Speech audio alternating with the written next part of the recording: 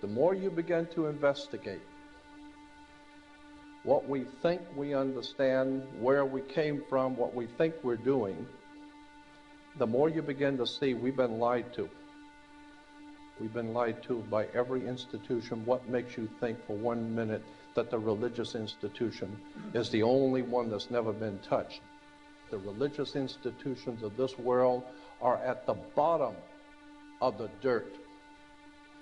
The religious institutions in this world are put there by the same people who gave you your government, your corrupt education, who set up your international banking cartels. We have been misled away from the true and divine presence in the universe that men have called God. I don't know what God is, but I know what He isn't. And unless and until you are prepared to look at the whole truth, and wherever it may go, whoever it may lead to, the more you educate yourself, the more you understand where things come from, the more obvious things become, and you begin to see lies everywhere. You have to know the truth and seek the truth, and the truth will set you free.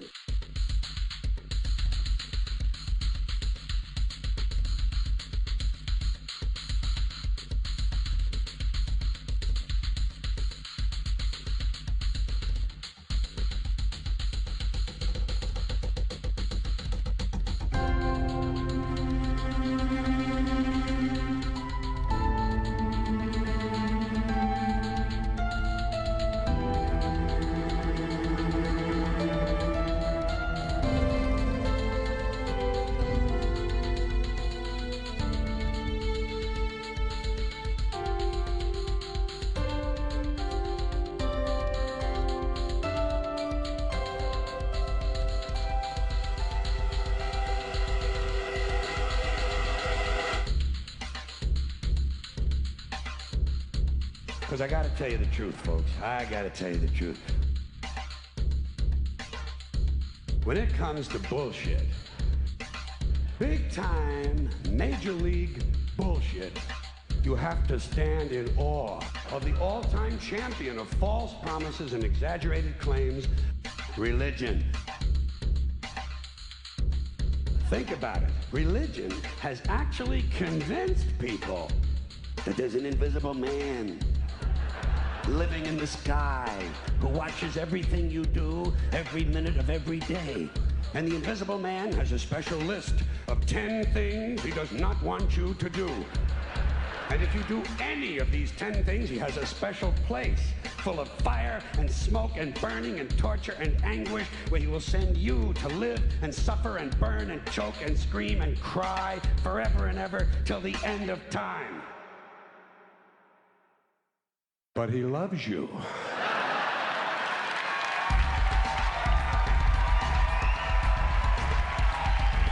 He loves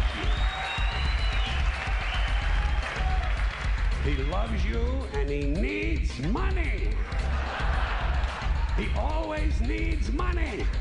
He's all powerful, all perfect, all knowing, and all wise. Somehow, just can't handle money.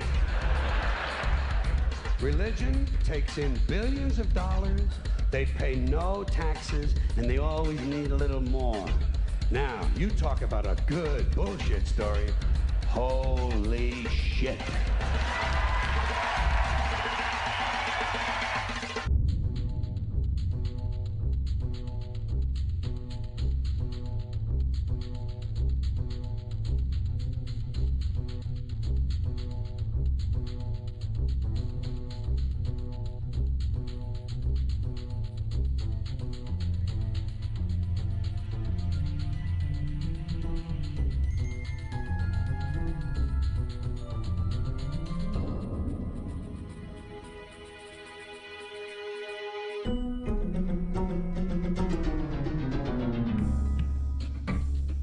This is the sun.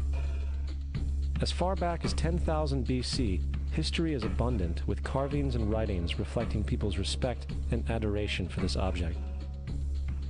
And it is simple to understand why, as every morning the sun would rise, bringing vision, warmth, and security, saving man from the cold, blind, predator-filled darkness of night. Without it, the cultures understood the crops would not grow and life on the planet would not survive. These realities made the sun the most adored object of all time. Likewise, they were also very aware of the stars. The tracking of the stars allowed them to recognize and anticipate events which occurred over long periods of time, such as eclipses and full moons. They in turn cataloged celestial groups into what we know today as constellations. This is the cross of the zodiac, one of the oldest conceptual images in human history. It reflects the sun as it figuratively passes through the 12 major constellations over the course of a year. It also reflects the 12 months of the year, the 4 seasons, and the solstices and equinoxes. The term zodiac relates to the fact that constellations were anthropomorphized, or personified, as figures or animals. In other words, the early civilizations did not just follow the sun and stars, they personified them with elaborate myths involving their movements and relationships. The sun, with its life-giving and saving qualities, was personified as a representative of the unseen creator or God, God's Son, the light of the world, the savior of humankind. Likewise, the 12 constellations represented places of travel for God's Son, and were identified by names, usually representing elements of nature that happened during that period of time. For example, Aquarius, the water bearer, who brings the spring rains.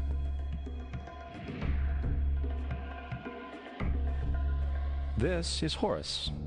He is the sun god of Egypt of around 3000 BC. He is the sun anthropomorphized, and his life is a series of allegorical myths involving the sun's movement in the sky. From the ancient hieroglyphics in Egypt, we know much about this solar messiah. For instance, Horus, being the sun or the light, had an enemy known as Set, and Set was the personification of the darkness or night. And, metaphorically speaking, every morning Horus would win the battle against Set, while in the evening Set would conquer Horus and send him into the underworld. It is important to note that dark versus light, or good versus evil, is one of the most ubiquitous mythological dualities ever known, and is still expressed on many levels to this day. Broadly speaking, the story of Horus is as follows. Horus was born on December 25th of the Virgin Isis Mary. His birth was accompanied by a star in the east, and upon his birth he was adored by 3 kings. At the age of 12, he was a prodigal child teacher, and at the age of 30, he was baptized by a figure known as Anup, and thus began his ministry. Horus had 12 disciples he traveled about with, performing miracles such as healing the sick and walking on water. Horus was known by many gestural names such as the Truth, the Light, God's Anointed Son, the Good Shepherd, the Lamb of God, and many others. After being betrayed by Typhon, Horus was crucified, buried for 3 days, and thus resurrected.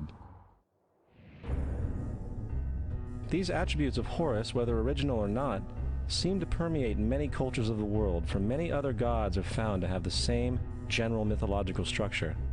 Attis of Phrygia, born of the Virgin Nana on December 25th, crucified, placed in a tomb, and after 3 days was resurrected. Krishna of India, born of the Virgin Devaki, with a star in the east signaling his coming. He performed miracles with his disciples, and, upon his death, was resurrected. Dionysus of Greece, born of a virgin on December 25th, was a traveling teacher who performed miracles such as turning water into wine. He was referred to as the King of Kings, God's only begotten Son, the Alpha and Omega, and many others. And, upon his death, he was resurrected.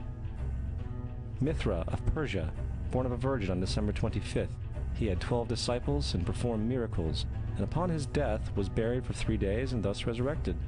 He was also referred to as the Truth, the Light, and many others. Interestingly, the sacred day of worship of Mithra was Sunday.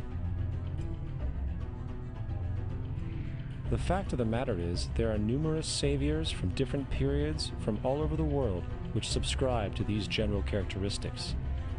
The question remains, why these attributes? Why the virgin birth on December 25th? Why dead for 3 days in the inevitable resurrection? Why 12 disciples or followers?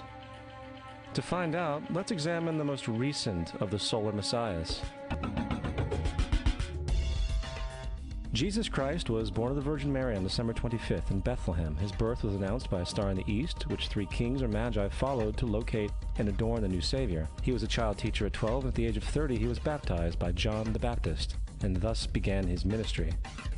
Jesus had 12 disciples, which he traveled about with, performing miracles such as healing the sick, walking on water, raising the dead. He was also known as the King of Kings, the Son of God, the Light of the World, the Alpha and Omega, the Lamb of God, and many, many others. After being betrayed by his disciple Judas and sold for 30 pieces of silver, he was crucified, placed in a tomb, and after 3 days was resurrected and ascended into heaven. First of all, the birth sequence is completely astrological. The star in the east is Sirius, the brightest star in the night sky, which, on December 24th, aligns with the 3 brightest stars in Orion's belt. These 3 bright stars in Orion's belt are called today what they were called in ancient times, the 3 kings. And the 3 kings and the brightest star, Sirius, all point to the place of the sunrise on December 25th. This is why the 3 kings follow the star in the east, in order to locate the sunrise, the birth of the sun.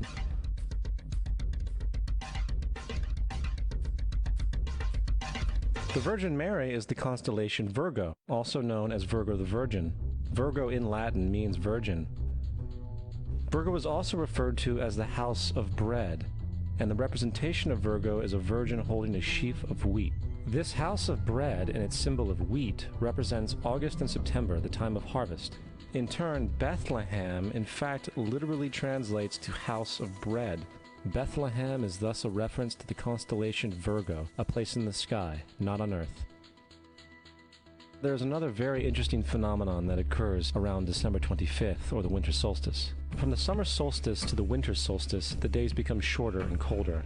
And from the perspective of the northern hemisphere, the sun appears to move south and get smaller and more scarce.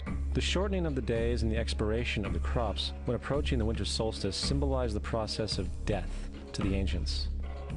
It was the death of the sun. And by December 22nd, the sun's demise was fully realized, for the sun, having moved south continually for 6 months, makes it to its lowest point in the sky. Here a curious thing occurs. The sun stops moving south, at least perceivably, for 3 days. And during this 3-day pause, the sun resides in the vicinity of the Southern Cross, or Crux, constellation. And after this time, on December 25th, the sun moves 1 degree, this time north, foreshadowing longer days, warmth, and spring. And thus it was said, the sun died on the cross, was dead for 3 days, only to be resurrected or born again. This is why Jesus and numerous other sun gods share the crucifixion, 3-day death, and resurrection concept. It is the sun's transition period before it shifts its direction back into the northern hemisphere, bringing spring and thus salvation. However, they did not celebrate the resurrection of the sun until the spring equinox, or Easter. This is because at the spring equinox the sun officially overpowers the evil darkness, as daytime thereafter becomes longer in duration than the night, and the revitalizing conditions of spring emerge. Now, probably the most obvious of all the astrological symbolism around Jesus regards the 12 disciples. They are simply the 12 constellations of the zodiac, which Jesus, being the sun, travels about with.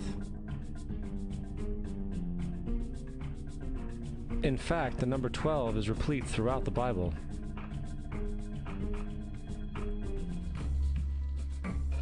Coming back to the cross of the zodiac, the figurative life of the sun, this was not just an artistic expression or tool to track the sun's movement. It was also a pagan spiritual symbol, the shorthand of which looked like this. This is not a symbol of Christianity. It is a pagan adaptation of the cross of the zodiac.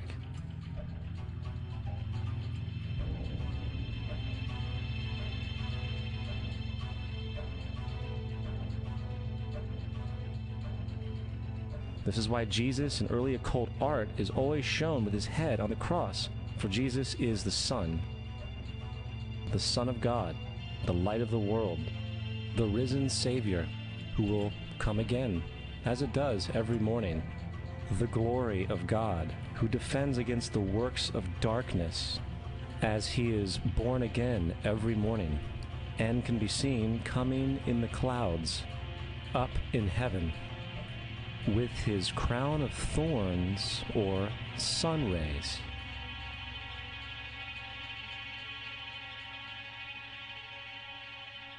Now, of the many astronomical metaphors in the Bible, one of the most important has to do with the ages. Throughout the scriptures, there are numerous references to the age. In order to understand this, we need to be familiar with a phenomenon known as the precession of the equinoxes. The ancient Egyptians, along with cultures long before them, recognized that approximately every 2150 years, the sunrise on the morning of the spring equinox would occur in a different sign of the zodiac. This has to do with a slow, angular wobble that the Earth maintains as it rotates on its axis.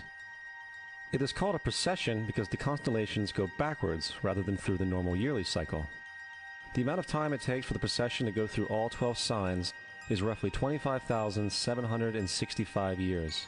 This is also called the Great Year, and ancient societies were very aware of this, and they referred to each 2150-year period as an age. From 4300 BC to 2150 BC, it was the age of Taurus, the bull. From 2150 BC to 1 AD, it was the age of Aries, the ram. And from 1 AD to 2150 AD, it is the age of Pisces, the age we are still in to this day. And in and around 2150, we will enter the new age, the age of Aquarius. Now, the Bible reflects, broadly speaking, a symbolic movement through 3 ages while foreshadowing a 4th. In the Old Testament, when Moses comes down Mount Sinai with the 10 Commandments, he is very upset to see his people worshiping a golden bull calf. In fact, he shattered the stone tablets and instructed his people to kill each other in order to purify themselves. Most biblical scholars will attribute this anger to the fact that the Israelites were worshiping a false idol or something to that effect. The reality is, the golden bull is Taurus the bull, and Moses represents the new age of Aries the ram. This is why Jews even today still blow the ram's horn. Moses represents the new age of Aries, and upon the new age, everyone must shed the old age. Other deities mark these transitions as well, such as Mithra, a pre-Christian god who kills the bull in the same symbology. Now Jesus is the figure who ushers in the age following Aries, the age of Pisces, or the 2 fish. Fish symbolism is very abundant in the New Testament. Jesus feeds 5,000 people with bread and 2 fish. When he begins his ministry walking along Galilee, he befriends 2 fishermen who follow him. And I think we have all seen the Jesus fish on the back of people's cars. Little do they know what it actually means. It is a pagan astrological symbolism for the sun's kingdom during the age of Pisces. Also, Jesus' assumed birth date is essentially the start of this age. At Luke 22:10, when Jesus is asked by his disciples where the last Passover would be, Jesus replies, "Behold, when ye are entered into the city, there shall a man meet you, bearing a pitcher of water. Follow him into the house where he entereth in." This scripture is by far one of the most revealing of all the astrological references. The man bearing the pitcher of water is Aquarius, the water bearer, who is always pictured as a man pouring out a pitcher of water. He represents the age after Pisces, and when the sun, God's Son, leaves the age of Pisces, Jesus, it will go into the house of Aquarius, as Aquarius follows Pisces in the precession of the equinoxes. All Jesus is saying is that after the age of Pisces will come the age of Aquarius.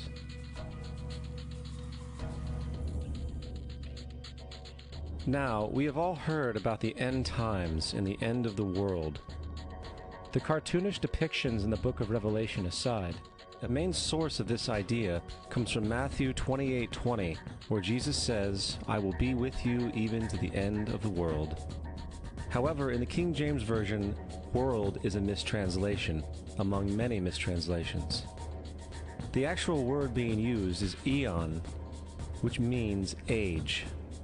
I will be with you even to the end of the age, which is true, as Jesus' solar Piscean personification will end when the sun enters the age of Aquarius. The entire concept of end times and the end of the world is a misinterpreted astrological allegory.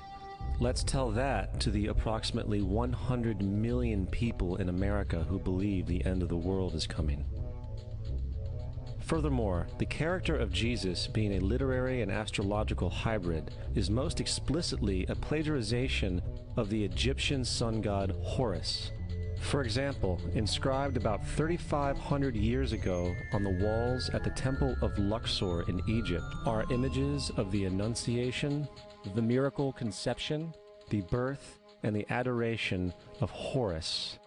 The images begin with Thoth announcing to the Virgin Isis that she will conceive Horus, then Neph, the Holy Ghost, impregnating the Virgin, and then the virgin birth and the adoration. This is exactly the story of Jesus' miracle conception. In fact, the literary similarities between the Egyptian religion and the Christian religion are staggering.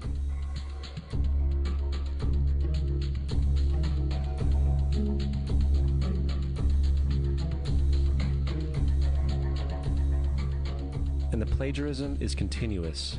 The story of Noah and Noah's Ark is taken directly from tradition. The concept of the Great Flood is ubiquitous throughout the ancient world, with over 200 cited claims in different periods and times. However, one need look no further for a pre-Christian source than the Epic of Gilgamesh, written in 2600 BC. This story talks of a great flood commanded by God, an ark with saved animals upon it, and even the release and return of a dove, all held in common with the biblical story among many other similarities. And then there is the plagiarized story of Moses. Upon Moses' birth, it is said that he was placed in a reed basket and set adrift in a river in order to avoid infanticide. He was later rescued by a daughter of royalty and raised by her as a prince. This baby in a basket story was lifted directly from the myth of Sargon of Akkad of around 2250 BC. Sargon was born, placed in a reed basket in order to avoid infanticide, and set adrift in a river. He was in turn rescued and raised by Aki, a royal midwife. Furthermore, Moses is known as the lawgiver, the giver of the Ten Commandments, the Mosaic Law. However, the idea of a law being passed from God to a prophet up on a mountain is also a very old motif. Moses is just another lawgiver in a long line of lawgivers in mythological history. In India, Manu was the great lawgiver. In Crete, Minos ascended Mount Dicta, where Zeus gave him the sacred laws, while in Egypt there was Meses, who carried stone tablets and upon them the laws of God were written. Manu, Minos, Meses, Moses. And as far as the Ten Commandments, they are taken outright from spell 125 in the Egyptian Book of the Dead. What the Book of the Dead phrased, "I have not stolen," became "Thou shalt not steal." "I have not killed," became "Thou shalt not kill." "I have not told lies," became "Thou shalt not bear false witness," and so forth. In fact, the Egyptian religion is likely the primary foundational basis for the Judeo-Christian theology. Baptism, afterlife, final judgment, virgin birth, death and resurrection, crucifixion, the Ark of the Covenant, circumcision, saviors, Holy Communion, Great Flood, Easter, Christmas, Passover, and many, many more are all attributes of Egyptian ideas long predating Christianity and Judaism. Justin Martyr, one of the first Christian historians and defenders, wrote, "When we say that he, Jesus Christ, our teacher, was produced without sexual union, was crucified and died and rose again and ascended into heaven, we propound nothing different from what you believe regarding those who you esteem sons of Jupiter." In a different writing, Justin Martyr said, "He was born of a virgin, accept this in common with what you believe of Perseus." It's obvious that Justin and other early Christians knew how similar Christianity was to the pagan religions. However, Justin had a solution. As far as he was concerned, the devil did it. The devil had the foresight to come before Christ and create his characteristics in the pagan world. Fundamentalist Christianity, fascinating. These people actually believe the world is 12,000 years old. Swear to God. I actually asked one of these guys, okay, dinosaur fossils. He says, dinosaur fossils? God put those here to test our faith.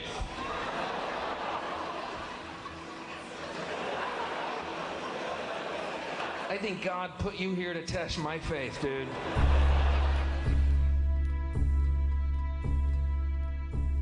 The Bible is nothing more than an astrotheological literary hybrid, just like nearly all religious myths before it. In fact, the aspect of transference of one character's attributes to a new character can be found within the book itself. In the Old Testament, there is the story of Joseph. Joseph was a prototype for Jesus. Joseph was born of a miracle birth. Jesus was born of a miracle birth. Joseph was of 12 brothers. Jesus had 12 disciples.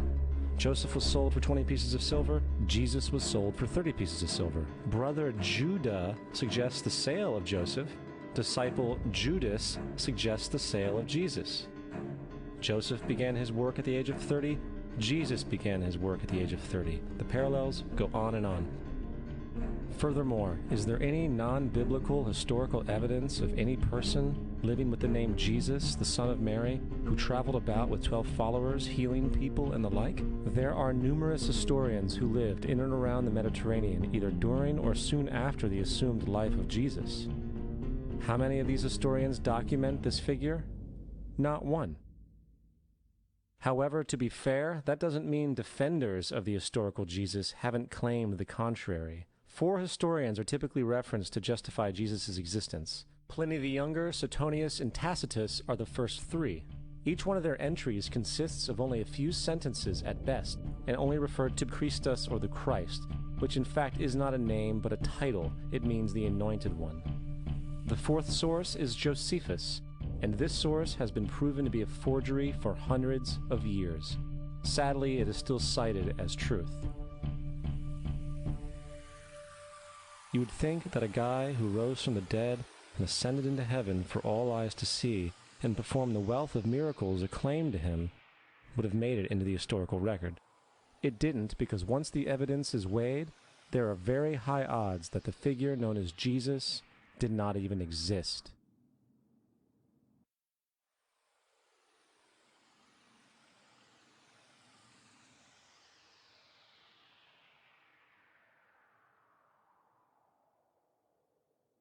We don't want to be unkind, but we want to be factual.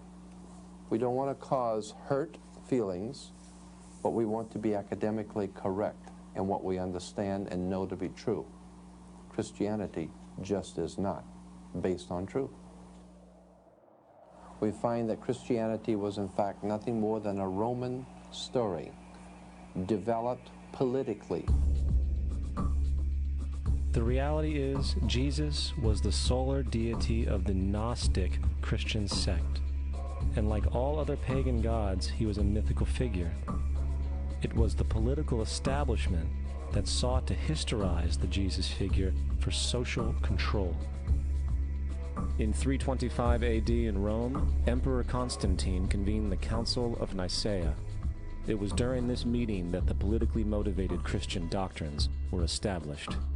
And thus began a long history of religious bloodshed and spiritual fraud. And for over the next 1,000 years, the Vatican maintained a political stranglehold on all of Europe, leading to such joyous periods as the Dark Ages, along with enlightening events such as the Crusades and the Inquisition. Christianity, along with all other related theologies, is an historical fraud. These religions now serve to detach the species from the natural world, and likewise each other. They support blind submission to authority. They reduce human responsibility to the effect that God controls everything, and in turn awful crimes can be justified in the name of a divine pursuit. And, most critically, it empowers the political establishment who have been using the myth to manipulate and control societies. The religious myth is one of the most powerful devices ever created, and it serves as the psychological soil upon which other myths can flourish.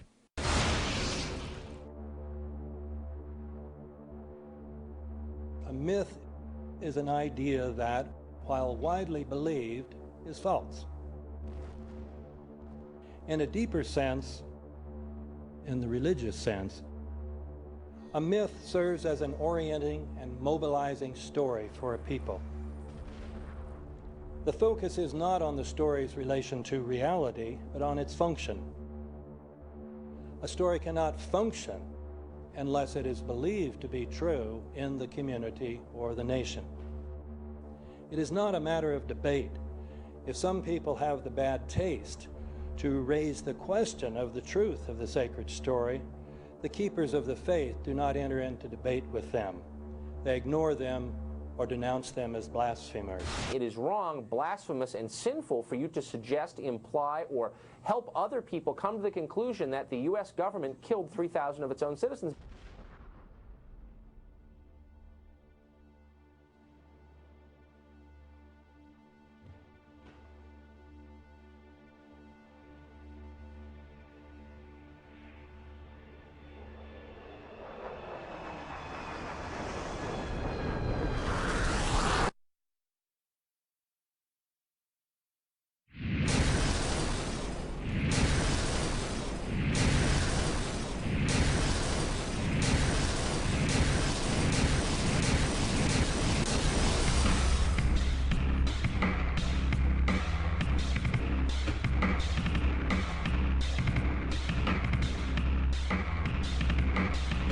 As if a demolition team set off when you see the old demolitions of these old buildings. It looks like one of those scenes of an old building being purposely dynamited and blown up. Anybody who's ever watched a building being demolished on purpose knows that if you're going to do this, you have to get at the under-infrastructure of a building and bring it down.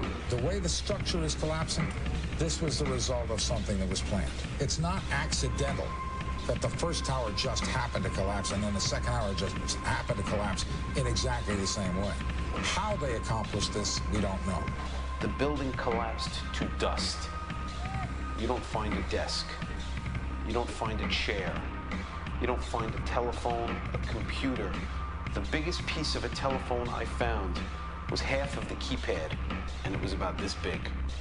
What happened to the concrete? The concrete was pulverized from river to river. There was dust, powder, 2-3 inches thick. The concrete was just pulverized. Reminiscent of those pictures we've all seen too much on television before, when a building was deliberately destroyed by well-placed dynamite to knock it down. If they had detonated, they were planned to take down a building. I heard a second explosion. There was a heavy-duty explosion. Then there was some secondary explosions and then subsequent collapses. An explosion blew and it knocked everybody over. To me, it sounded like an explosion. It sounded like gunfire. Bang, bang, bang, bang, bang. And then all of a sudden, 3 big explosions. We heard a big explosion coming down. And then the entire top of the building just blew up. We saw some kind of explosion. By the force of the explosions. Big explosion. Blew it back into the 8th floor. Then we get to the lobby. This is a big explosion. The lobby looked as though a bomb had exploded there. A huge explosion now raining debris. It's been a huge explosion. Huge explosion that we all heard and felt. We just witnessed some kind of follow-up explosion. We heard a very loud blast explosion. A secondary explosion at Tower 1 camp. That is another bomb going off. He thinks that there were actually devices that were planted in the building. Planted in the building.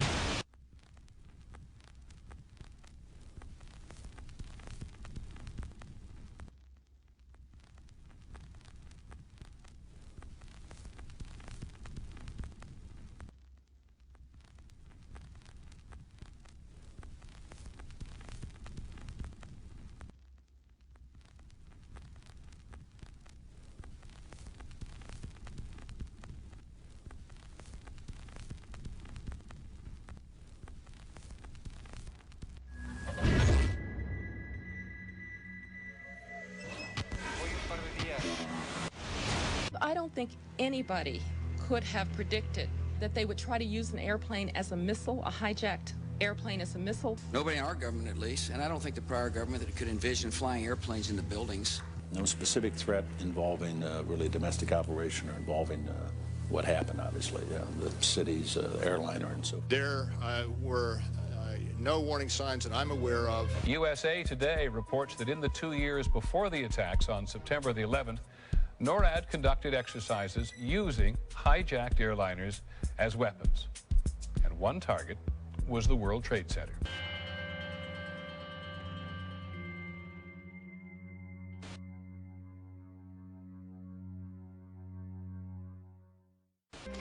In confidential documents from the Philippines obtained by CNN, the plan was clear. He will board any American commercial aircraft, control its cockpit, and dive it at the CIA headquarters. Other buildings targeted the Pentagon and the World Trade Center. The Federal Aviation Administration received 52 warnings about Al-Qaeda in the 6 months before 9/11 and did not apparently heed them. The Pentagon reportedly does not want the public to hear next week's Senate testimony about the former secret intelligence unit known as Able Danger.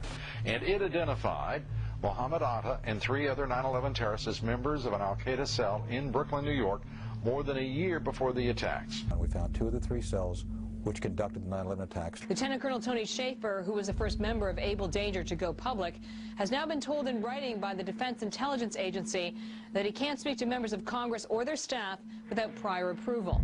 This is an attempt to prevent the American people from knowing the facts about how we could have prevented 9/11, and people are covering it up today. Security and counterterrorism was blinking red, in the words of George Tenet, that the warnings of an imminent attack were so severe that something dramatic should have been done. It was unparalleled. Instead, our president went on a month-long vacation.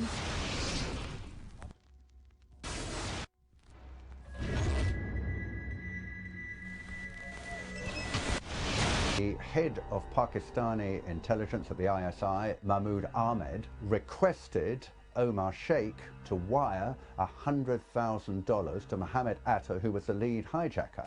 Hijacker Mohammed Atta received wire transfers via Pakistan. The man sending the money to Atta is believed to be Ahmed Umar Saeed Sheikh. Omar Sheikh admitted he was supported by the Pakistan government's intelligence service, the ISI.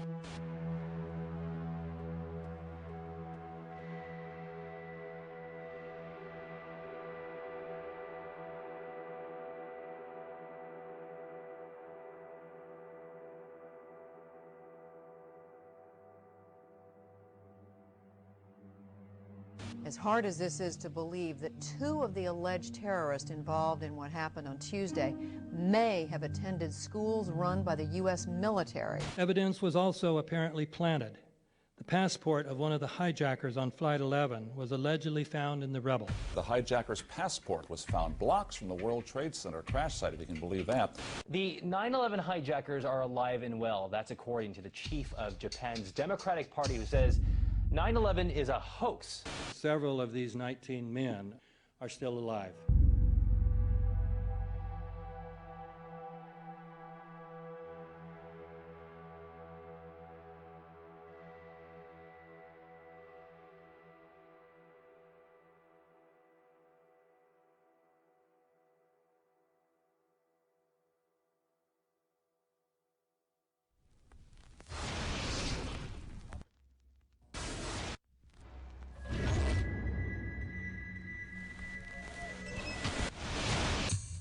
Of course we're after Saddam Hussein, bin Laden. He's... In the early 1980s, bin Laden worked with operatives from U.S. intelligence, the Pakistani military, and Arab states. January 2001, the Bush administration orders the FBI and intelligence agencies to back off investigations involving the bin Laden family, including 2 of Osama bin Laden's relatives, who were living, guess where, in Falls Church, Virginia, right next to CIA headquarters. When he was already America's most wanted criminal, he reportedly spent 2 weeks in the American hospital in Dubai, was treated by an American doctor, and visited by the local CIA agent. We have not seen one piece of evidence that links Osama bin Laden directly to the planning stages of September 11th. This failure to provide proof was later said to be unnecessary because bin Laden, in a video allegedly found in Afghanistan, admitted responsibility for the attacks.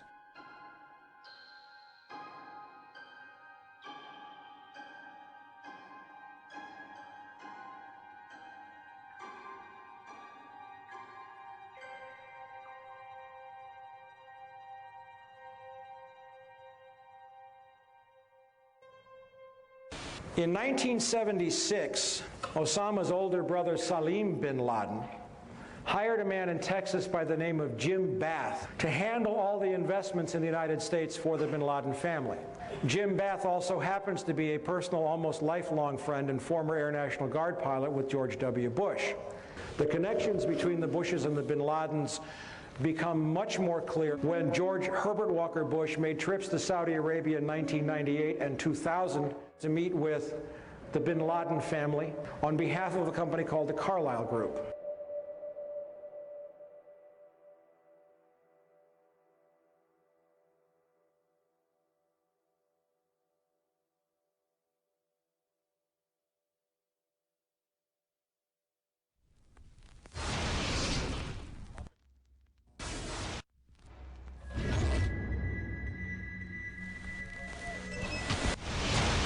How could anyone fly a 60-ton, 125-foot wide, 44-foot tall plane through this obstacle course? The aircraft, before striking the Pentagon, reportedly executed a 270-degree downward spiral, and yet Hani Hanjour was known as a terrible pilot who could not safely fly even a small plane.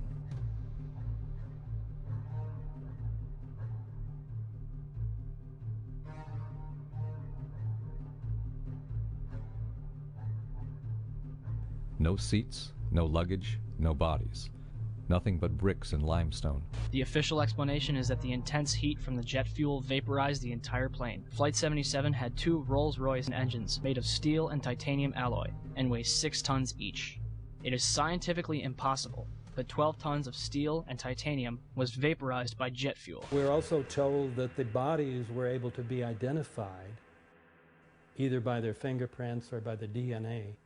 So what kind of fire can vaporize aluminum and tempered steel and yet leave human bodies intact? From my close-up inspection, there's no evidence of a plane having crashed anywhere near the Pentagon. And as I said, the only pieces left that you can see are small enough that you could pick up in your hand. Shortly after the strike, government agents picked up debris and carried it off.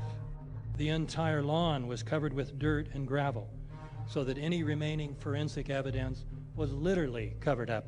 The videos from security cameras, which would show what really hit the Pentagon, were immediately confiscated by agents of the FBI, and the Department of Justice has to this day refused to release them. If these videos would prove that the Pentagon was really hit by a 757, most of us would assume the government would release them.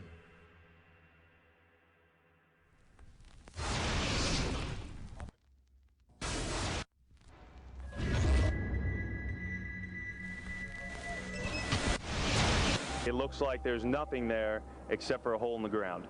Basically, that's right. The only thing you could see from where we were was a big gouge in the earth and some broken trees.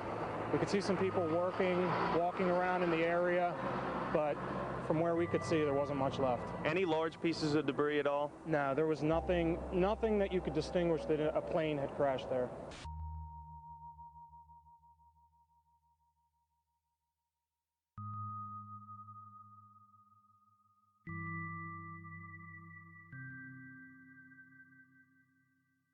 The FBI and the state police here have confirmed that they have cordoned off a second area about 6 to 8 miles away from the crater here. This is apparently another debris site. Why would debris be located 6 miles away? Could it have blown that far away? Seems highly unlikely.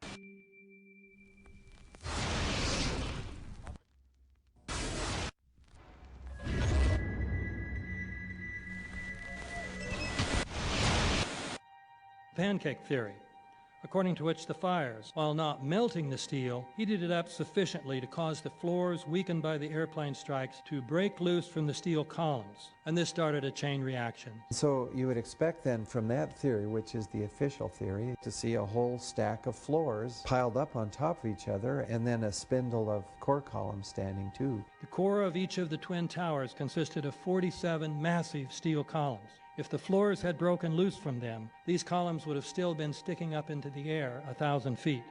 The plane did not cut all those core columns.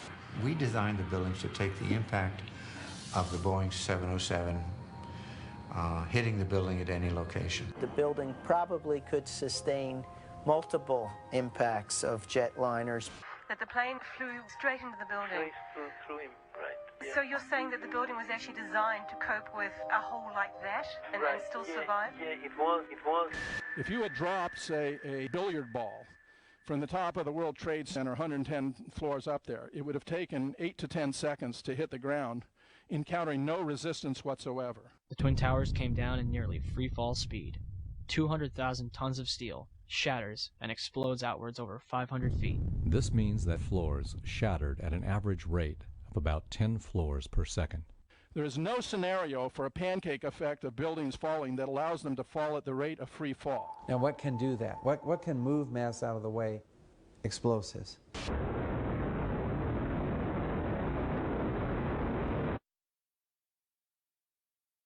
"47 huge steel columns going up the core. They're interconnected. How do you get them to fail simultaneously so the core disappears? It looks like those core columns were cut. The way we do this is by cutting the beam at an angle.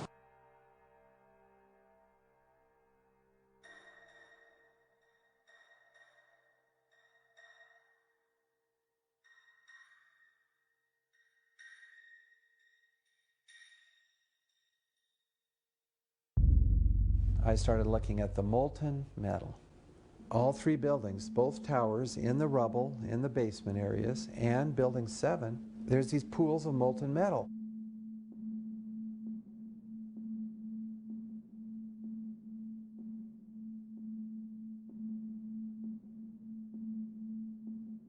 You'd get down below and you'd see molten steel running down the channel rails. Like you're in a foundry. Like lava. The molten steel was found 3, 4, and 5 weeks later, when the rubble was being removed. He said that molten steel was also found underneath World Trade Center 7. So I'm looking through the official reports. What do they say about the molten metal? They say nothing. Now, wait a minute. This is important evidence. So where'd that come from? Thermite is so hot that it'll just cut through steel, through structural steel, for example, like a knife through butter. The products are molten iron and aluminum oxide, which goes off primarily as a dust. You know those enormous dust clouds?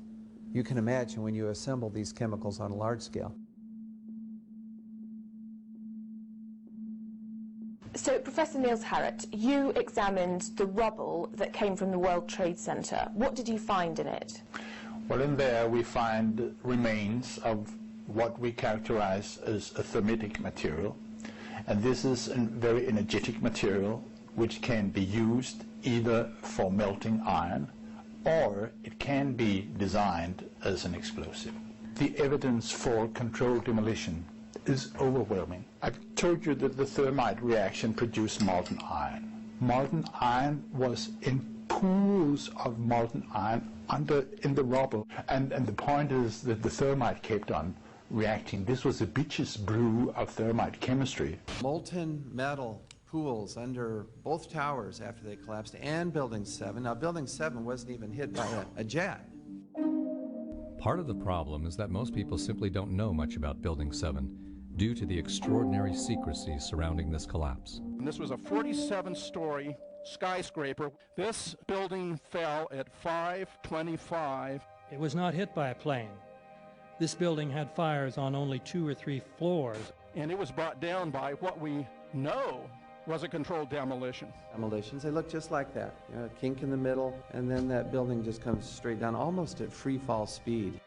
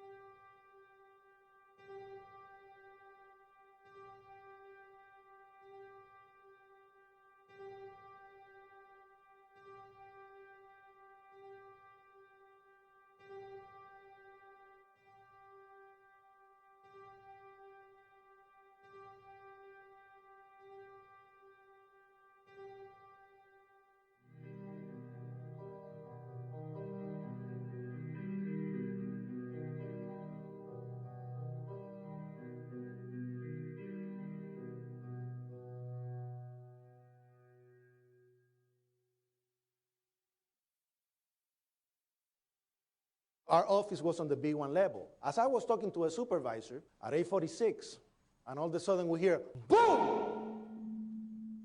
An explosion so hard that pushed us upwards. And it came from the basement between the B2 level and the B3 level. And when I went to verbalize, we hear, boom! The impact of the plane on the top.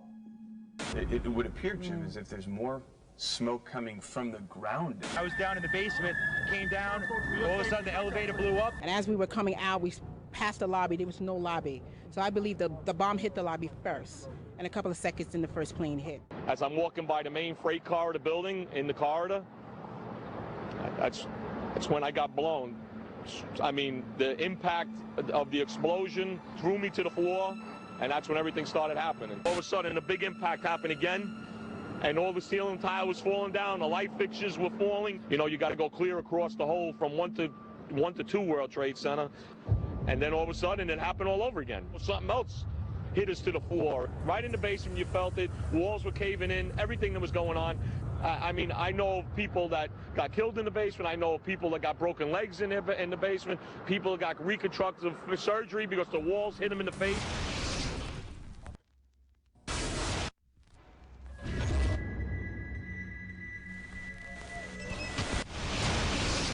According to standard operating procedure, if an FAA flight controller notices anything that suggests a possible hijacking, the controller is to contact a superior. If the problem cannot be fixed within about a minute, the superior is to ask NORAD, the North American Aerospace Command, to send up or scramble jet fighters to find out what is going on. NORAD then issues a scramble order to the nearest Air Force base with fighters on alert. But although interceptions usually occur within 10 or so minutes, in this case, 80 or so minutes had elapsed before fighters were even airborne. It's a mind-bending anomaly. Not a single U.S. Air Force interceptor turns a wheel until it's too late. There are no jets at all. What if they were so confused and had been so deliberately confused that they couldn't respond? The reason that they didn't know where to go was because a number of conflicting and overlapping war game exercises were taking place. It involved the insertion of false radar blips onto radar screens in the Northeast Air Defense Sector. Center Team U, we have a problem here. We have a hijacked aircraft headed towards New York. We need someone to scramble some F-16s or something up there to help us out. Is this real world or exercise? Is this real world or exercise?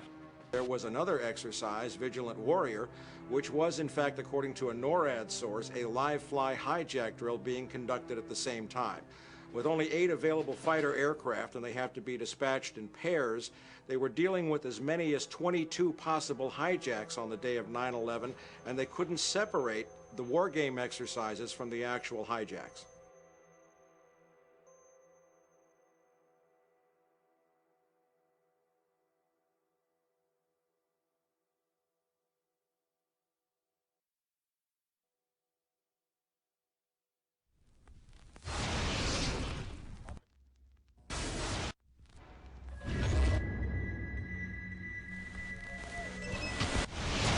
Page 172.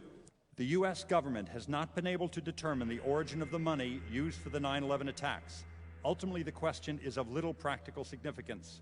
The American authorities have not managed to trace the source of the funding. And then the most amazingly disingenuous statement, ultimately, is it of little consequence. It is of massive consequence. Doesn't it matter who paid for 9/11? The collapse of Building 7 has been recognized as especially difficult to explain. The 9/11 Commission report implicitly admitted that it could not explain the collapse of this building by not even mentioning it. President, why are you and the Vice President insisting on appearing together before the 9/11 Commission? Because the 9/11 Commission wants to ask us questions. That's why we're meeting, and I look forward to meeting with them and answering their questions. Why you're appearing together rather than separately, which was their request? Because it's a good chance for both of us to answer questions that the 9/11 Commission is looking forward to asking us, and I'm looking forward to answering them. Let's see. Do you think they should be able to stand up and speak their own words? They should go under oath. They should be, yeah, in public.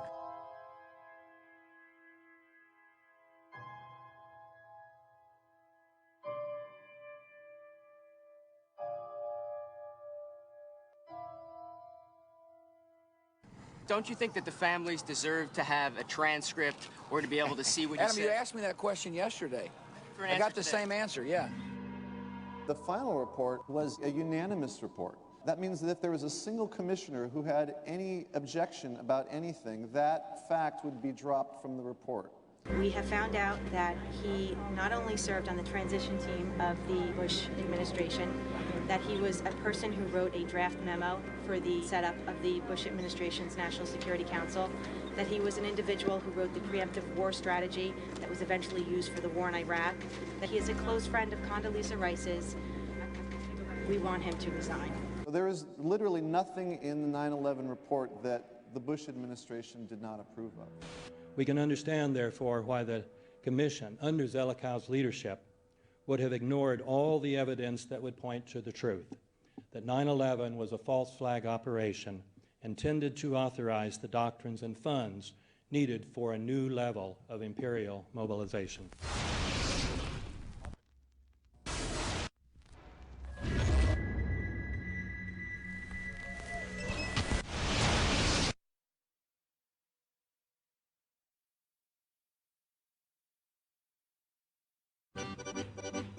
Armed with knives, armed with chemical, biological, nuclear weapons. Fanatics, terrorists, September 11th. September 11th, killers, September 11th, terrorists. Terrorists of Al-Qaeda, terrorists, nuclear weapons, terrorists. 9/11, terror, terrorists, evil. September 11th, September 11th. The terrorists, war and danger. September 11th, terrorism, global terrorism, terrorism, terrorists. Terrorists, terrorists, terrorists, terrorists, the terror. Terrorists, terrorist, terrorism. September 11th, global terrorism, terrorists. Terrorism. September 11th, world terrorism, terrorism. September 11th, global terrorism. September the 11th, terror. Weapons of mass destruction. September the 11th, terrorists. The evil terrorists, no.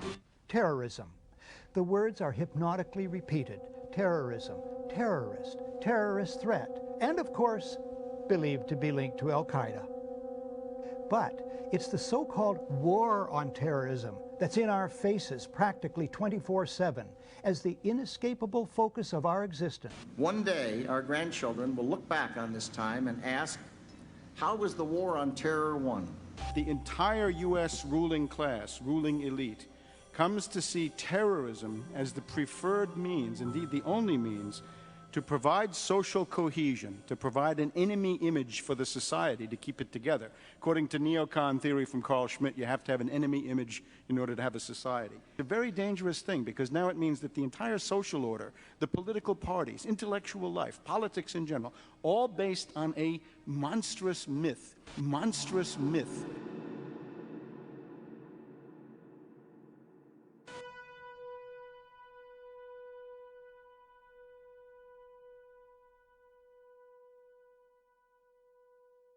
Look, the CIA has done in this country, what they've done to us is unbelievable. Look at the terrorist acts that have occurred. The CIA behind most, if not all of them. We had the Marine barracks. We had our embassy in Kenya. We had Pan Am 103. We had the USS Cole. We had Oklahoma City. We had the World Trade Center in 1993. That helped the terrorists blow up the World Trade Center the first time. They built the bomb. They got the driver's license. The informant, the FBI informant, a fellow named Salam, a 43-year-old former Egyptian army officer, he was given the assignment to put the bomb together. And he went to his supervisor, his FBI supervisor, and said, we're going to put a dummy bomb in here, right? And the FBI supervisor said, no, we're going to put a real bomb. FBI agents might have been able to prevent last February's deadly explosion at New York's World Trade Center. They discussed secretly substituting harmless powder for the explosives, but they didn't, according to the FBI's own informant, Imad Salem. Unbeknownst to the FBI at the time, Salem recorded many of his conversations with his handlers. Unfortunately for them, there were only 6 people killed, not enough to pass the legislation. So what happened is 2 years later, April 19, 1995, down comes Oklahoma City Murrah building, 168 people killed. 1 year later, the anti-terrorism legislation that takes away many of our constitutional rights and civil liberties is passed.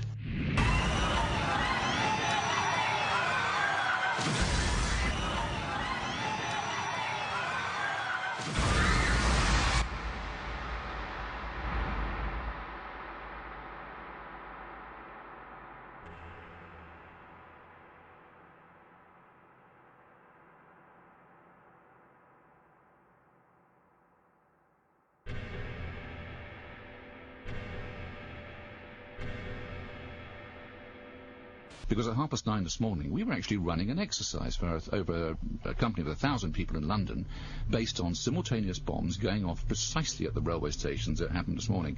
So I still have the hairs on the back of my neck standing upright. To get this quite straight, you were running an exercise to see how you would cope with this, and it happened while you were running the exercise? Precisely.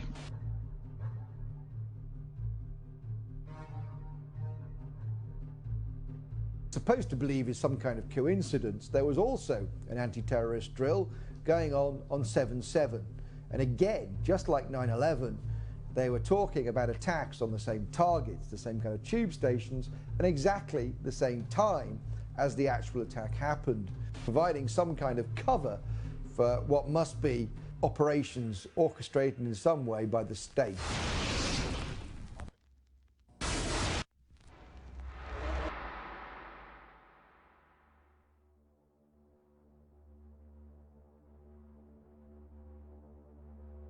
I am absolutely appalled at how much people in this country do not think.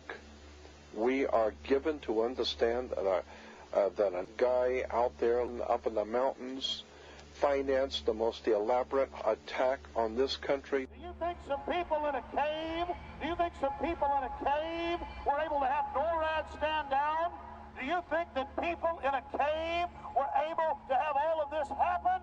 And when I think about how many Americans were killed in New York City, and believing as I do that this thing was a setup job, this is a textbook operation that Nazis used, and they've used it over and over again.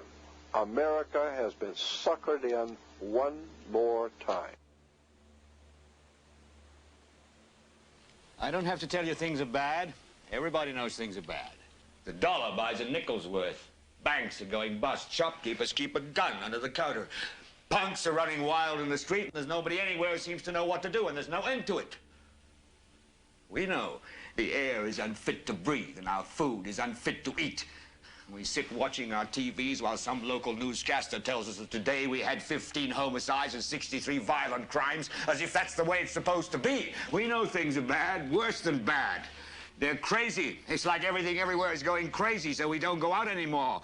We sit in the house, and slowly the world we're living in is getting smaller, and all we say is, please, at least leave us alone in our living rooms. Let me have my toaster and my TV and my steel-belted radios, and I won't say anything. Just leave us alone. Well, I'm not going to leave you alone. I want you to get mad. I don't want you to protest. I don't want you to riot. I don't want you to write to your congressman, because I wouldn't know what to tell you to write. I don't know what to do about the depression and the inflation and the Russians and the crime in the street. All I know is that first, you've got to get mad. You've got to say, I'm a human being. God damn it. My life has value.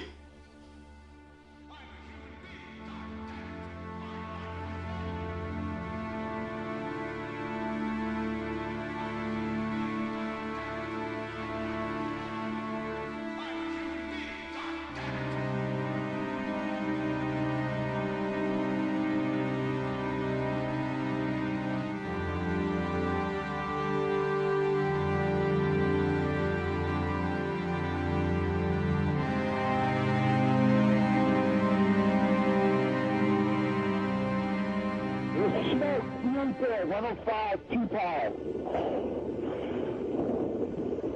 It's really there, it's black, it's iron. My wife thinks I'm all right. I called her and said I was leaving the building, I was fine, and I'm banged. It's the three of us, 2 broken windows. Oh, God! Ah!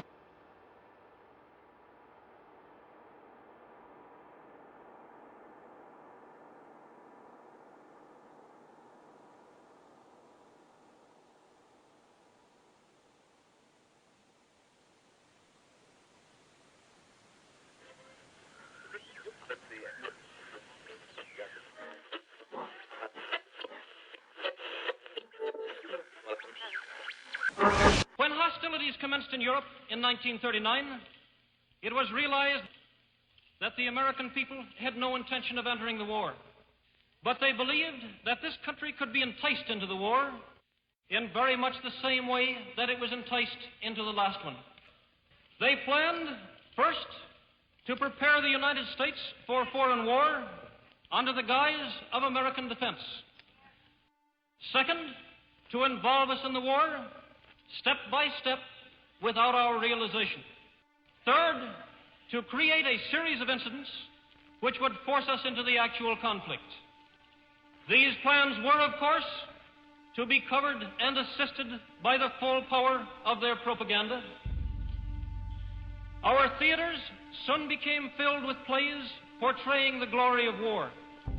Newsreels lost all semblance of objectivity, and they have used the war to justify the restriction of congressional power and the assumption of dictatorial procedures on the part of the President and his appointees. A fear campaign was inaugurated. We cannot allow the natural passions and prejudices of other peoples to lead our country to destruction.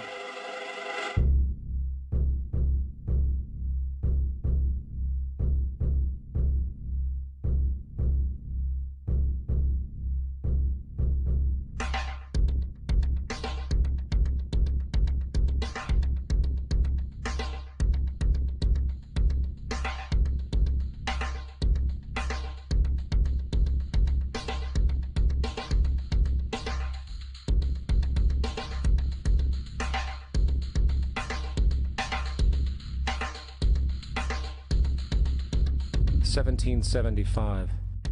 The American Revolutionary War began as the American colonies sought to detach from England and its oppressive monarchy.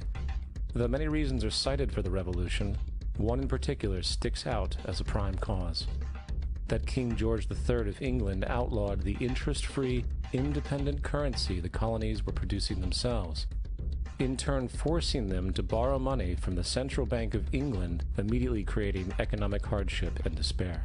In the words of Peter Cooper, former vice president of the New York Board of Currency, after Franklin had explained to the British government as the real cause of prosperity, they immediately passed laws forbidding the payment of taxes in that money. This produced such great inconvenience and misery to the people that it was the principal cause of the Revolution. In 1783, America won its independence from England. However, its battle against the central bank concept and the corrupt, power-hungry mentality associated with it had just begun. So what is a central bank? A central bank is an institution that issues and regulates the currency of an entire nation. Based on historical precedent, the typical powers inherent in central banking practice include the control of interest rates and the expansion and contraction of the money supply itself. Now, the central bank does not simply issue money to the government, it loans it to them with interest.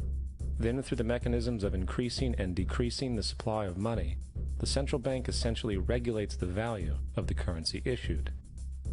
It is critical to understand that the entire structure of this system could only produce one thing in the long run: debt.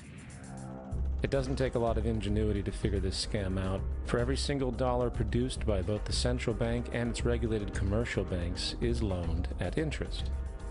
That means every dollar produced is actually the dollar plus a certain percentage of debt based on that dollar. And since the banking system has the monopoly of the production of the currency, and they loan each dollar out with an immediate debt attached to it, where does the money to pay for the debt come from?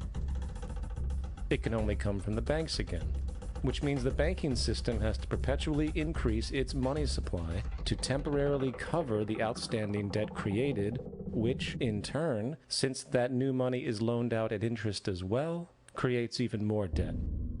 The end result of this system is essentially slavery, for it is technically impossible for the government and thus the public to ever come out of the self-generating debt.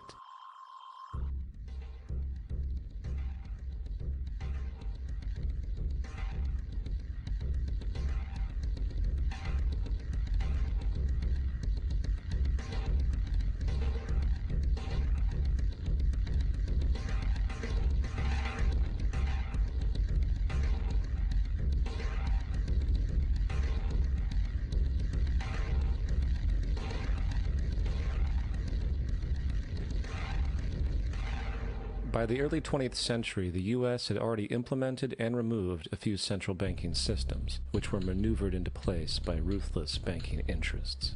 At this time, the dominant families in the banking and business world were the Rockefellers, the Morgans, the Warburgs, the Rothschilds. And in the early 1900s, they sought to push, once again, legislation to create another central bank. However, they knew the government and public were very weary of such an institution, so they needed to create an incident to affect public opinion. So J.P. Morgan, publicly considered a financial luminary at the time, exploited his mass influence by reportedly creating rumors that prominent banks in New York were insolvent or bankrupt. Morgan knew this would trigger mass hysteria and a systemic crisis, and it did. The public, in fear of losing their deposits, immediately began mass withdrawals. Consequently, the banks were forced to call in their loans, causing the recipients to sell their property, and thus a spiral of bankruptcies, repossessions, and turmoil emerged. Putting the pieces together years later, Congressman Charles Lindbergh wrote, "The King bankers put in motion in 1907 a great scheme. They had gambled and speculated on Wall Street until so many watered stocks and bonds had been manufactured. The King bankers knew the condition and informed the favorite of their friends what was to come. There was to be a panic in the fall of 1907, and it would be advertised as the result of our bad banking and currency laws." The Panic of 1907 led to a congressional investigation headed by Senator Nelson Aldrich, who had intimate ties to the financial powers and later became part of the Rockefeller family through marriage. The commission led by Aldrich recommended a central bank should be implemented so a panic like 1907 could never happen again. This was the spark that the bankers needed to initiate their plan. And in 1910, a secret meeting was held at a J.P. Morgan estate on Jekyll Island off the coast of Georgia. It was there that the central banking bill called the Federal Reserve Act was written. This legislation was written by bankers, not lawmakers. This meeting was so secretive, so concealed from government and public knowledge, that most of the figures who attended disguised their names when en route to the island. And after this bill was constructed, it was then handed over to their political frontman, Senator Nelson Aldrich, to push through Congress. And in 1913, with heavy political sponsorship by the bankers, Woodrow Wilson became president, having already agreed to sign the Federal Reserve Act in exchange for campaign support. And a few days before Christmas, when much of Congress was at home with their families, the Federal Reserve Act was voted in, and Wilson in turn made it law. The night before its passage, Congressman Charles Lindbergh pleaded, "This act establishes the most gigantic trust on earth. When the President signs this act, the invisible government by the money power will be legalized." Now, the public was told that the Federal Reserve System was an economic stabilizer, and inflation and economic crises were a thing of the past. Well, as history has shown, nothing was further from the truth. The fact is, the bankers now had a streamlined machine for economic manipulation. It's alive! It's alive! It's alive! For example, from 1914 to 1919, the Fed substantially increased the money supply, resulting in extensive loans to small banks and the public. Then, in 1920, the Fed deliberately contracted credit in an extreme way, thus resulting in banks having to call in large numbers of loans, and, just like 1907, bank runs, bankruptcy, and systemic collapse occurred. Numerous competitive banks outside of the Federal Reserve System collapsed, further consolidating the monopoly of the money trust cartel. Privy to this scheme, Congressman Lindbergh pronounced, "Under the Federal Reserve Act, panics are scientifically created. The present panic is the first scientifically created one, worked out as we figure a mathematical equation." However, the Panic of 1920 was just a warm-up. From 1921 to 1929, the Fed again increased the money supply, resulting once again in extensive loans to the public and banks. There was also a fairly new type of loan in the stock market, the broker call loan. Very simply, this loan allowed an investor to put down only a fraction of the stock's value, with the rest being loaned from the broker. This method was very popular in the roaring 1920s, as everyone seemed to be making money in the market. However, there was a catch to this loan. It could be called in at any time and had to be paid within 24 hours, and the typical result was the selling of the stock purchased with that loan. So, a few months before October in 1929, J.D. Rockefeller, Bernard Baruch, and many other insiders quietly exited the market, knowing the bubble created was about to burst. Then, on October 24th, 1929, the financiers who furnished the call loans started calling them in masse. This sparked an instantaneous, massive sell-off in the already inflated market, as sell orders and margin calls were systemically triggered. That then led to mass bank runs, eventually collapsing thousands of banks, enabling the large banks to buy up the now failed banks at a discount. But it didn't stop there. Rather than expanding the money supply in order to recover from this economic collapse, the Fed actually contracted it, fueling one of the largest depressions in American history. Outraged, Congressman Louis McFadden, then chairman of the House Banking Committee, filed a petition for impeachment against the Federal Reserve Board, stating, "Mr. Chairman, we have in this country one of the most corrupt institutions the world has ever known. I refer to the Federal Reserve Board and the Federal Reserve Banks. This evil institution has impoverished and ruined the people of the United States and has practically bankrupted our government. It has done this through the defects of the law under which it operates, through the maladministration of that law by the Federal Reserve Board, and through the corrupt practices of the moneyed vultures who control it." Now, having reduced the society to squalor, it was then decided that the gold standard should be removed. In order to do this, they needed to acquire the remaining gold in the system. So, under the pretense of helping to end the Depression, came the 1933 gold seizure. Under the threat of imprisonment for 10 years, everyone in America was required to turn in all gold bullion to the Treasury, essentially robbing the public of what little wealth they had left. And at the end of 1933, the gold standard was abolished. If you look at a dollar bill before 1933, it says it is redeemable in gold. If you look at the dollar bill today, it says it is legal tender, which means it is backed by absolutely nothing. The only thing that gives our money value is the public faith and how much of it is in circulation. Therefore, the power to regulate the money supply is also the power to regulate its value, which is also the power to manipulate and control entire economies.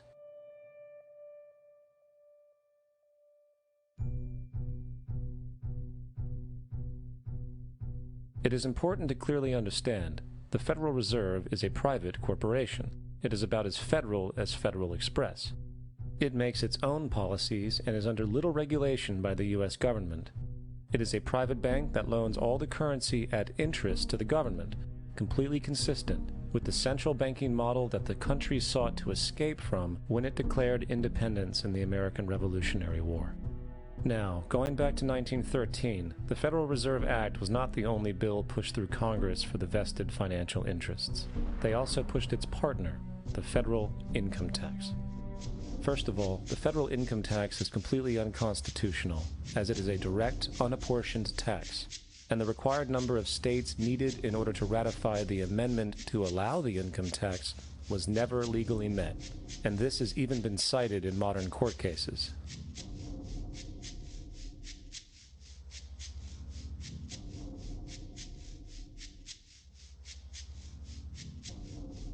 Second, at the present day, roughly 25% of the average worker's income is taken from them via this tax. That means you work 3 months out of the year to fulfill this tax obligation. And where does that money go? According to the Grace Commission report of the 1980s, 100% of what is collected is absorbed solely by interest on the federal debt and by federal government contributions to transfer payments. In other words, all individual income tax revenues are gone before 1 nickel is spent on the services which taxpayers expect from their government. Today, the money Americans make working 3 months out of the year goes almost entirely to the interest fees charged for the debt-based fiat currency.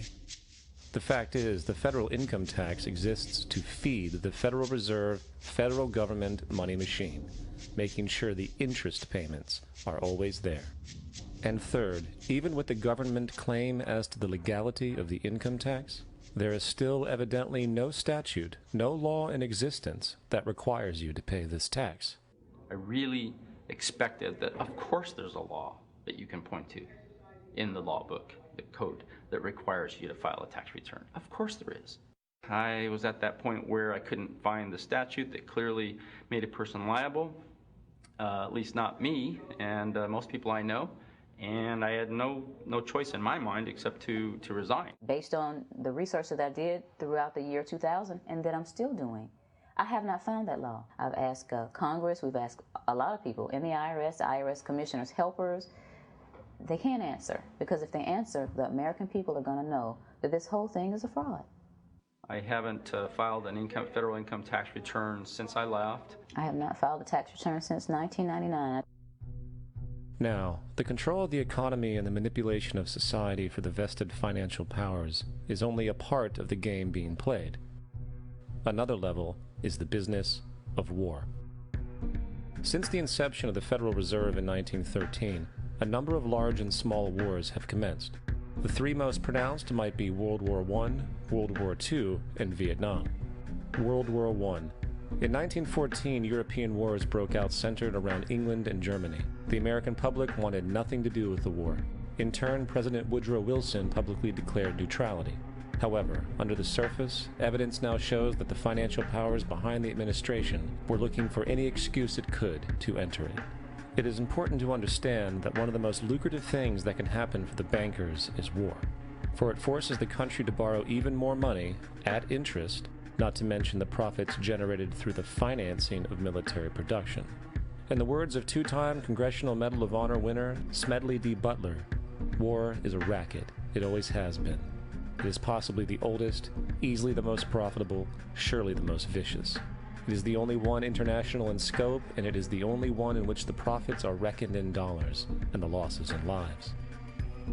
Woodrow Wilson's top advisor and mentor was Colonel Edward House, a man found to have intimate connections with the financial interests of the time. In a conversation with Colonel House, Wilson's advisor, and Sir Edward Grey, the Foreign Secretary of England, regarding America and the war, Grey inquired, "What will America do if Germans sink an ocean liner with American passengers on board?" House responded, "I believe that a flame of indignation would sweep the United States, and that by itself would be sufficient to carry us into war." So, on May 7, 1915, a ship called the Lusitania was sent where German military vessels were known to be.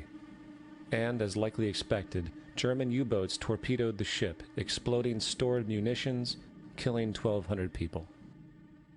To further understand the obvious anticipation of this setup, the German embassy actually put advertisements in the New York Times telling people that if they boarded the Lusitania, they did so at their own risk, as such a ship sailing from America to England through the war zone would be liable to destruction. In turn, and as anticipated, the sinking of the Lusitania caused a wave of anger among the American population, and America entered the war a short time after. Major General Smedley D. Butler summarizes the monetary reality of World War I.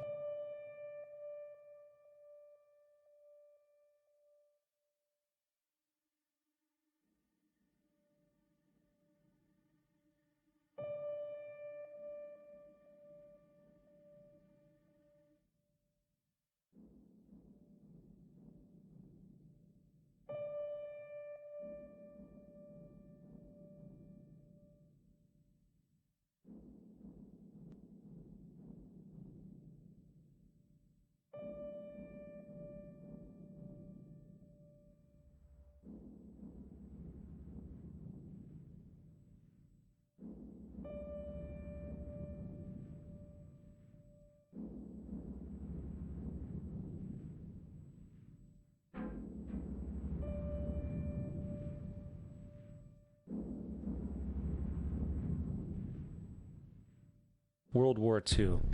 On December 7, 1941, Japan attacked the American fleet at Pearl Harbor, triggering U.S. entry into that war. President Franklin D. Roosevelt declared the attack was a day that will live in infamy. A day of infamy indeed, but not because of the alleged surprise attack on Pearl Harbor. After 60 years of surfacing information, it is now clear that not only was the attack known well in advance, it was outright wanted and provoked. In a journal entry by Roosevelt's Secretary of War Henry Stimson dated November 25, 1941, he documented a conversation he had with Roosevelt. The question was how we should maneuver them into firing the first shot, and in congressional testimony later he added, "It was desirable to make sure the Japanese be the ones to do this so that there should remain no doubt as to who were the aggressors." In the months leading up to the attack on Pearl Harbor, Roosevelt had done almost everything in his power to anger the Japanese, showing a posture of aggression. He halted all of Japan's imports of American petroleum. He froze all Japanese assets in the United States. He made public loans to nationalist China and supplied military aid to the British, both enemies of Japan in the war, which, by the way, was in complete violation of international war rules. And, with numerous Japanese codes broken in advance, revealing the plan to attack, on December 7, 1941, Japan was allowed to attack Pearl Harbor, killing 2,400 soldiers. Before Pearl Harbor, 83% of the American public wanted nothing to do with the war. After Pearl Harbor, 1 million men volunteered. It is important to note, Nazi Germany's war effort was largely supported by two organizations, one of which was called IG Farben. IG Farben produced 84% of Germany's explosives. One of the unspoken partners of IG Farben was J.D. Rockefeller's Standard Oil Company in America. In fact, the German Air Force could not operate without a special additive patented by Rockefeller's Standard Oil. The drastic bombing of London by Nazi Germany, for example, was made possible by a $20 million sale of fuel to IG Farben by the Rockefellers' Standard Oil Company. This is just one small point on the topic of how American business funded both sides of World War II. One other treasonous organization worth mentioning is the Union Banking Corporation of New York City. Not only did they finance numerous aspects of Hitler's rise to power along with actual materials during the war, it was also a Nazi money laundering bank, which was eventually exposed for having millions of dollars of Nazi money in its vaults. The Union Banking Corporation of New York was eventually seized for violations of the Trading with the Enemy Act. Guess who the director and vice president of the Union Bank was? Prescott Bush, the father and grandfather of former U.S. Presidents George W. Bush and George H.W. Bush. Vietnam. The United States' official escalation and entry into the Vietnam War came after an alleged incident involving two U.S. destroyers being attacked by North Vietnamese PT boats in the Gulf of Tonkin. This is known as the Gulf of Tonkin Incident. This situation was the catalytic pretext for massive troop deployment and full-fledged warfare. One problem, however, the attack on the U.S. destroyers by Vietnamese PT boats never happened. Former Secretary of Defense Robert McNamara stated years later that the Gulf of Tonkin incident was a mistake, while classified documents released years later show that it was a farce, manipulated for the purposes of war. And once in the war, it was business as usual. In October 1966, President Lyndon Johnson lifted trade restrictions on the Soviet bloc, knowing full well that the Soviets were providing upwards of 80% of North Vietnam's war supplies. Consequently, the Rockefeller interests financed factories in the Soviet Union, which the Soviets used to manufacture military equipment and send to North Vietnam. However, the funding of both sides in this conflict was only one side of the coin. In 1985, Vietnam's rules of engagement were declassified. This detailed what American troops were and were not allowed to do in the war. It included such absurdities as North Vietnamese anti-aircraft missile systems could not be bombed until they were known to be operational. No enemy could be pursued once they crossed the border of Laos or Cambodia. And most revealing of all, the most critical strategic targets were not allowed to be attacked unless initiated via high military officials. Apart from these illogical limitations, North Vietnam was informed of these restrictions and therefore could base entire strategies around the limitations of the American forces. This is why the war went on for so long. And the bottom line is this: the Vietnam War was never meant to be won, just sustained. This war for profit and resources resulted in 58,000 American deaths and 3 million dead Vietnamese. So, where are we now? September 11th was the jumpstart for a hegemonic agenda, enabling the possibility of constant global warfare.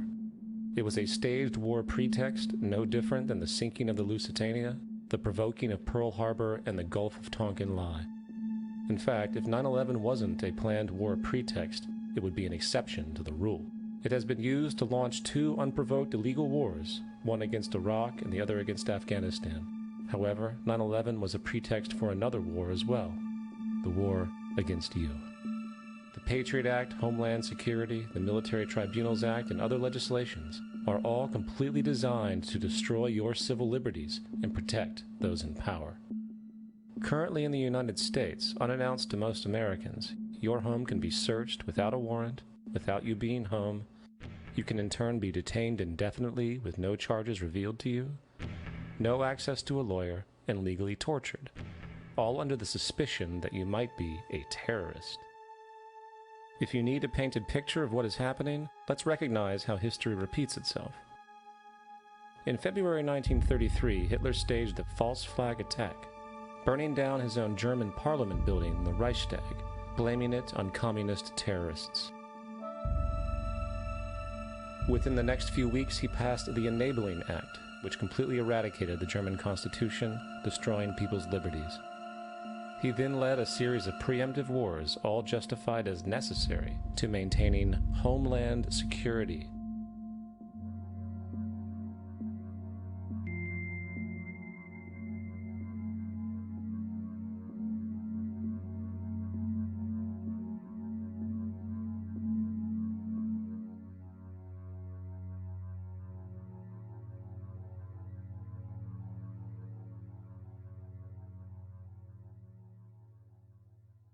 Am Schicksal des Kommunismus und der sich mit ihm verbrüdernden anderen Organisationen ändert dies nichts. Our enemy is a radical network of terrorists and every government that supports them. It's time to wake up. The people in power go out of their way to make sure you are perpetually misled and manipulated. The majority's perception of reality, especially in the political arena, is not their own. It is shrewdly imposed upon them without them even knowing it. For example, the public at large now believes the invasions of Iraq and the Middle East, along with the resulting instability, are the consequences of political and military mistakes. What the public fails to see, of course, is that the destabilization of the Middle East is exactly what the Western interests want. This war is to be sustained so the region can be divided up, domination of the oil maintained, continual profits reaped for defense contractors, and most obviously, permanent military bases established to be used as launching pads against other oil-bearing, non-conforming countries, such as Iran.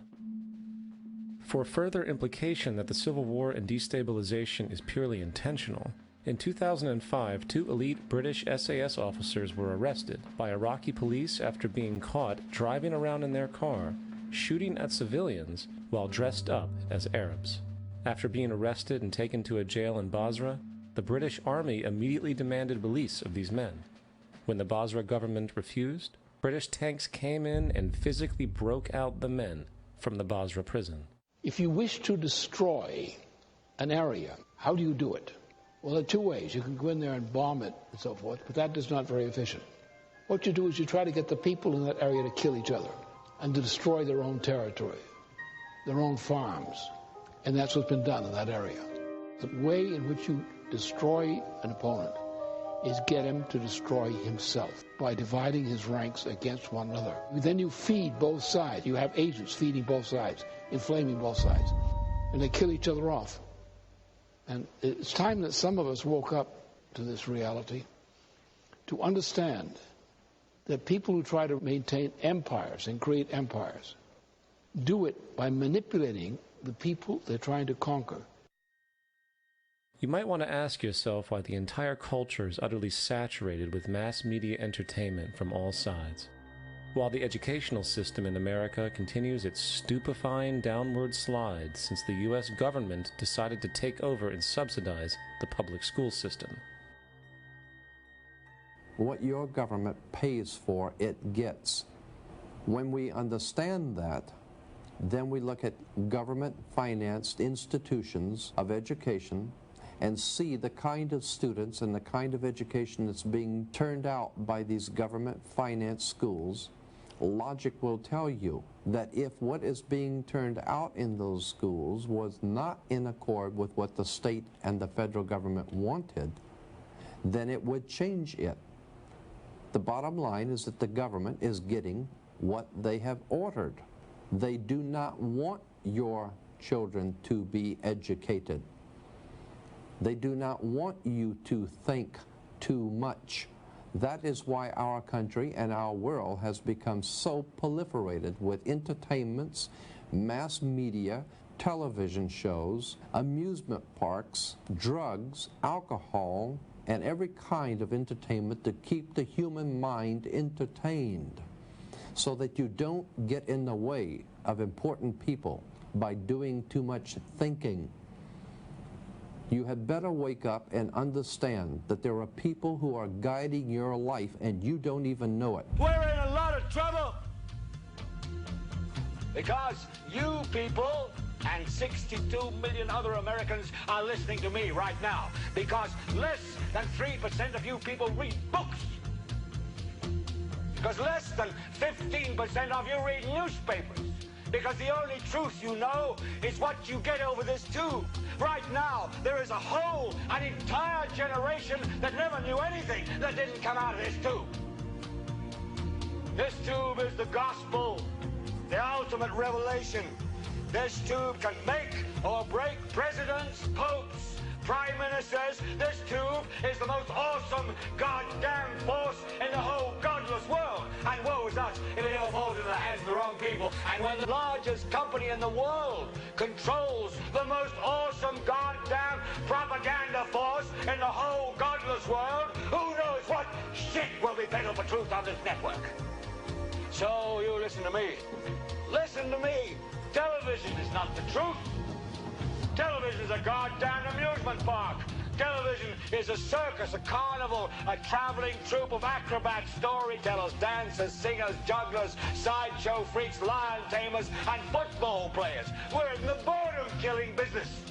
But you people sit there day after day, night after night, all ages, colors, creeds. We're all you know.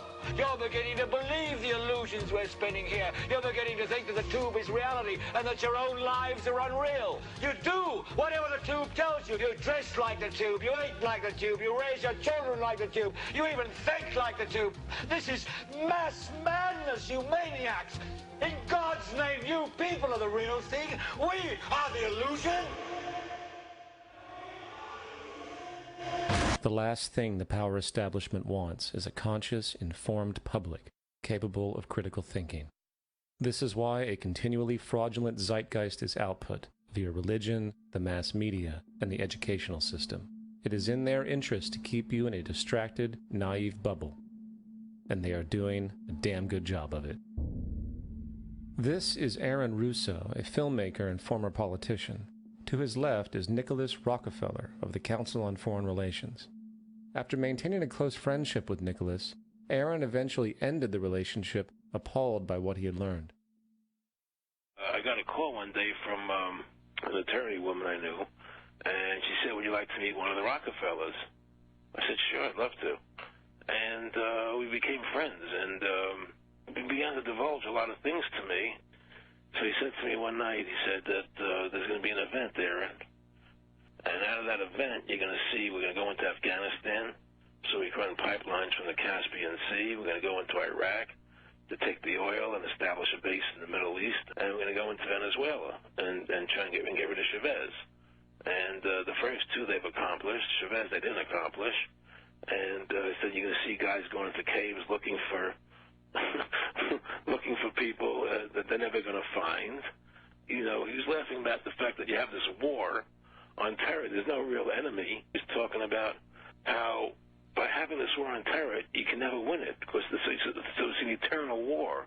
And so you can always keep taking people's liberties away.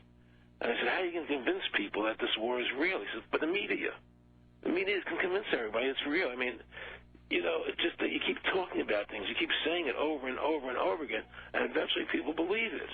You know, you created the Federal Reserve in 1913 through lies. You create 9/11, which is another lie. Through 9/11, you're fighting a war on terror, and now all of a sudden you go into Iraq, which was another lie, and now they're going to do Iran. You know, and it's all one thing leading to another, leading to another, leading to another. Now, I would say to them, what are you doing this for? What's the point of this thing? You have all the money in the world you ever want. You have all the power. I said, you know, you're hurting people. It's not a good thing. And he would say, what do you care about the people for? Take care of yourself and you take care of your family. And then I said to him, what are the ultimate goals here? He said, the ultimate goal is to get everybody in this world chipped with the RFID chip and have all money be on those chips and everything on those chips. And if anybody wants to protest what we do or violate what we want, We just turn off that chip. So how far will the sickness of power go? To what lengths will those in control go in order to maintain and preserve their positions? We have a Florida family who are really pioneers in a brave new world. They have volunteered to be the first ever to have microchip identification devices implanted into their body. After 9/11, I was really concerned with the security of my family. I wouldn't mind having something planted permanently in my arm that would identify me. George Orwell, in his famed and possibly prophetic work 1984, stated, "Power is not a means, it is an end. The object of persecution is persecution. The object of torture is torture. The object of power is power." Today, symptoms of a surveillance society continue to grow, as irrational fears of invisible enemies, coupled with rising economic instability, spread across the globe. It is under this guise of security that we can foreshadow a world where everyone is tracked, everyone is on camera, and everyone is subordinated. The most incredible aspect of all, such totalitarianism would likely not be forced upon the people, rather the people will demand it. For the social manipulation of society through the generation of fear and division has completely inhibited the culture. Religion, patriotism, race, wealth, class, and every other form of arbitrary separatist identification and thus conceit has served to create a controlled population, utterly malleable in the hands of the few. Divide and conquer is the motto, and as long as people continue to see themselves as separate from everything else, they lend themselves to being completely enslaved. However, if the people ever realize the truth of their relationship to nature, and the truth of their personal power to effect change, the entire manufactured zeitgeist that's preyed upon would collapse like a house of cards.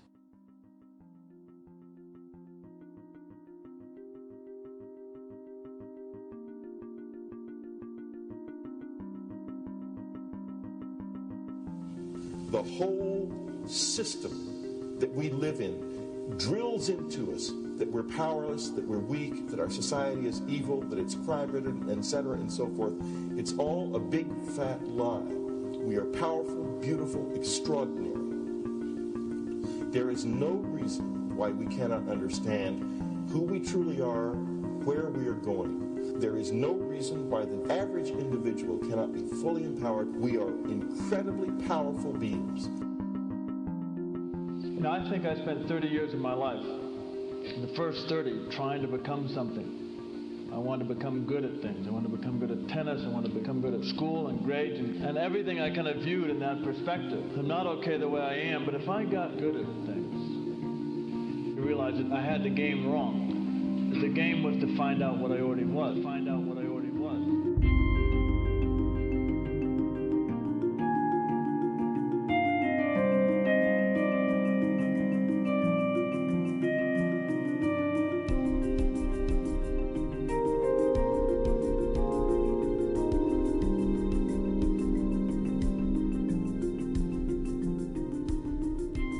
Now, in our culture, we've been trained for individual differences to stand out. So you look at each person, immediately it is brighter, dumber, older, younger, richer, poorer, and we make all these dimensional distinctions, put them in categories and treat them that way. And we get so that we only see others as separate from ourselves in the ways in which they're separate. And one of the dramatic characteristics of experience is being with another person and suddenly seeing the ways in which they are like you, not different from you, and experiencing the fact that that which is essence in you and which is essence in me is indeed one. The understanding that there is no other. It is all one. And I wasn't born Richard Albert, I was just born as a human being, and then I learned this whole business of who I am and whether I'm good or bad or achieving or not. All that's learned along the way.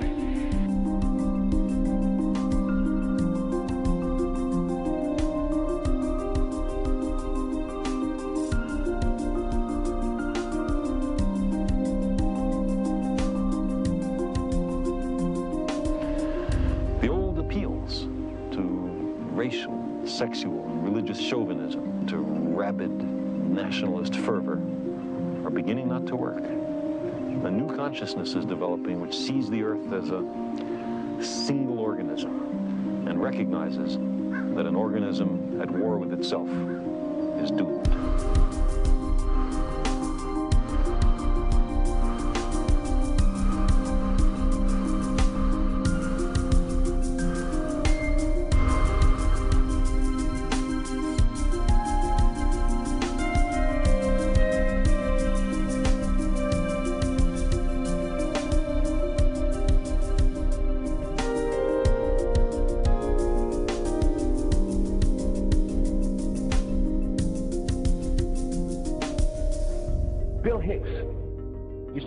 Shows with this. Life's like a ride in an amusement park. And when you go on it, you think it's real, because that's how powerful our minds are. And the ride goes up and down and round and round. It has thrills and chills, and it's very brightly colored. And it's very loud, and it's fun for a while. Some have been on the ride for a long time, and they begin to question, is this real, or is this just a ride? And other people have remembered, and they come back to us and they say, hey, don't worry. Don't be afraid ever, because this is just a ride. And we kill those people. Shut him up. I've got a lot invested in this ride. Shut him up. Look at my furrows of worry. Look at my big bank account and my family. This has to be real. It's just a ride. But we'll kill those good guys who try and tell us that. You ever notice that? And let the demons run amok? But it doesn't matter, because it's just a ride, and we can change it anytime we want. It's only a choice. No effort, no work, no job, no savings of money. Just a choice right now between fear and love.